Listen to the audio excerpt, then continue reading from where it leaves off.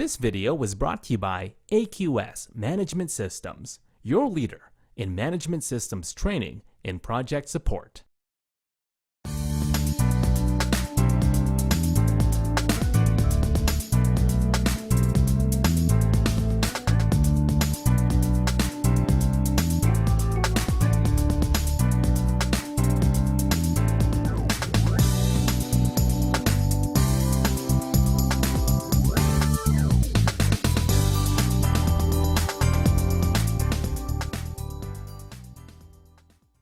Risk management is not mentioned in the new ISO 9001:2015. Risk-based thinking is included.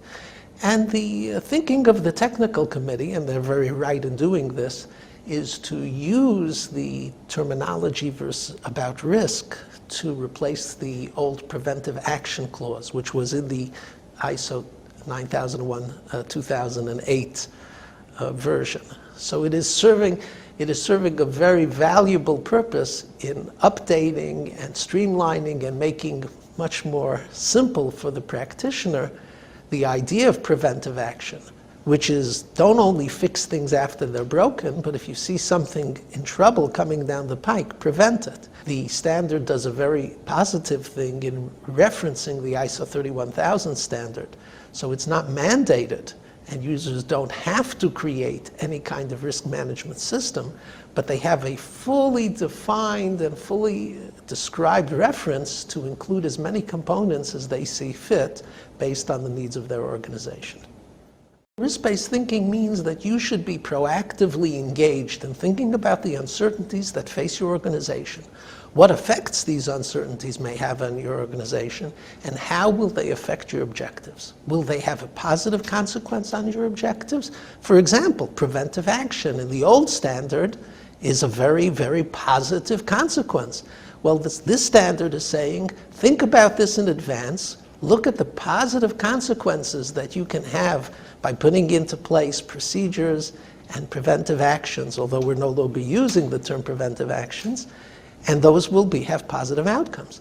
It also plays into the new business management system idea that the writers of the standard are looking at. The writers of the standard have expressed, here in the TAG group, it's been expressed that we writing, standards mumbo jumbo, but upper management of organizations can't really relate to that.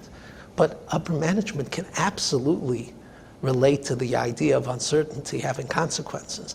And they certainly relate to the idea that if you use these uncertainties to drive positive consequences rather than negative consequences, that you will be very objectives oriented and that you will drive the company's quality management, so it'll not only satisfy your business objectives, but it'll also satisfy your quality management objectives. ISO 31000 is the quality professional's best friend, because it's a guidance document. It is not a management system. It is not required. It does not require organizations to put into place any new steps, but it simply describes the principles, the framework to be put into place, and the processes to be put into place in order to do the kind of risk-based thinking that the 9001 standard is looking for in its new revision. And therefore, if you take a look, now the document is short, it's 28 pages. Nevertheless, it's not a document that can be read through once and understood and implemented. In fact, the document is written in such a succinct way that in order to understand the introduction, you really have to already have mastered the document. And the proliferation of ISO 31000 training courses throughout the world and in the United States is something that's happening right now.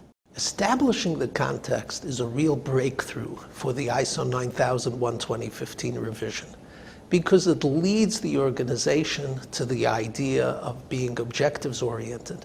And in fact, the writers of the original 9001 standards will tell you that these ideas have always been implicit in the standard. But the new revision of the standard seeks to make this very explicit, that quality management systems are focused not only on preventing nonconformances, but are focused on providing the business goals that the organization seeks. Management has to really lay out the company's objectives based on the context of their organization. You know that there are no two organizations that are alike. Mike's Machine Shop is nothing like Boeing. And even two aircraft manufacturers have a completely different context. They live in different states, they have different regulations, they have different stakeholders, which is the ISO 31000 term, or they have different interested parties, to use the terminology of the 9001 standard, the new revision that is upcoming. And each of these differences play into the objectives of the organization. They also play into the risk-based thinking in a very big way, because the level of risk or the magnitude of risk for different processes, for different procedures, for different manufacturing steps, for different service provision, all of these are very different depending on the context of your organization. So while the ISO 9001 does have a paragraph or two about establishing the context, and it's adequate for its purposes, users of the ISO 31000 standard will find almost 4 pages on establishing the context. And indeed, establishing the context, while it seems to be a simple process, is actually quite a difficult process.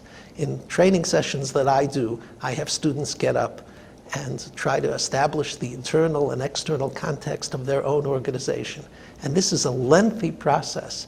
And you start at the very highest level, and then eventually you dig down. The good news is that these are both PDCA standards, and therefore you do the best that you can at the first round, and when you revisit it in continual improvement, you do better and better.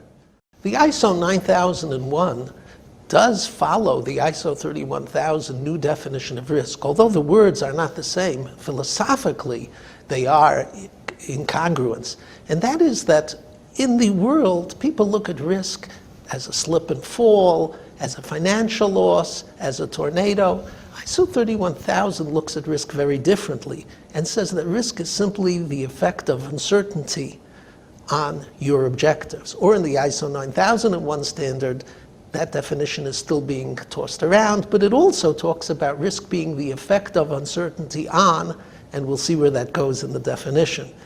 But the point is that we're looking at the effects of uncertainty, whether they have positive consequences or negative consequences.